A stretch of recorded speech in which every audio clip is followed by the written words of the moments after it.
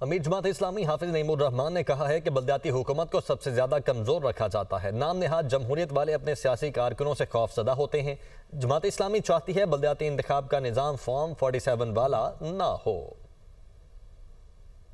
جس tier of government کو سب سے زیادہ با اختیار ہونا چاہیے وہ شہری حکومت یا بلدیاتی حکومت ہے، لیکن اس کو سب سے زیادہ کمزور کر کے یہ حکومتیں رکھتی ہیں اور نام نہاد جمہوریت کی بات کرتی ہیں۔ اپنی پارٹی میں جمہوریت ہوتی ہے، یہ اپنے ہی لوگوں سے بھی خوف زدہ، اپنے پولیٹیکل ورکر سے خوف زدہ ہوتے ہیں۔ اور ہم یہ چاہتے ہیں کہ یہ انتخابات کا نظام یہ فارم 47 والا نظام نہ ہو، شفاف انتخاب متناسب نمائندگی پر ہو۔ ہمارا یہ نعرہ کسی پارٹی کسی فرد کے خلاف نہیں۔ آپ سندھ میں دیکھیں، سارے اداروں پر قبضہ سندھ حکومت نے کیا ہوا ہے۔ انہوں نے چالان مہنگے شروع کیے، پنجاب حکومت نے بھی شروع کر دیے کہ لوٹ مار کا ایک طریقہ ہے اور نوجوانوں کے اوپر بھاری جرمانے عائد کرو۔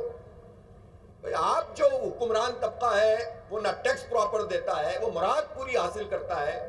یہ نظام کی تبدیلی کی تحریک نہ صرف ان کا چالان کرے گی بلکہ ان کو فکس کرے گی انشاءاللہ۔ ابھی تو ہم اس وقت بلدیات کے حوالے سے 21 تاریخ کو پورے پاکستان میں ڈویژنل ہیڈ کوارٹرز پہ دھرنے ہوں گے۔